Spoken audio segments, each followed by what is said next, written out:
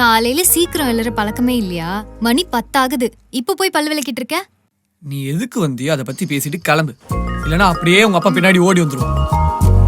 அவர்லாம் வரமாட்டாரு. பேங்க் போயிருக்காரு. வர லேட் ஆகும். ஆமா, ரவி எங்க காலையிலேயே பேக் எடுத்துட்டு எங்க போனா? அவன் ஊருக்கு போயிட்டான். அதானே, எங்க அப்பாக்கு பயந்து வீட்டை காலி பண்ணிட்டு போயிட்டானோன்னு நினைச்சேன். நீ ஏன் போல? நான் என்ன சின்ன குழந்தையா? தீபாவளி எல்லாம் ஊருக்கு போய் செலிப்ரேட் பண்ணிட்டு. டேய், சமாளிக்காத, உண்மையை சொல்லு. காசு இல்லையா? அதுவும் ஒரு காரணம் தான். இங்க இருந்து பஸ்ஸை பிடிச்சி ஊருக்கு போறதுக்கு 2000 ரூபாய் ஆகும். அப்புறம் தீபாவளி செலவு அது இதுன்னு ஒரு பெரிய லிஸ்டையே இழுத்து விட்டுரும்.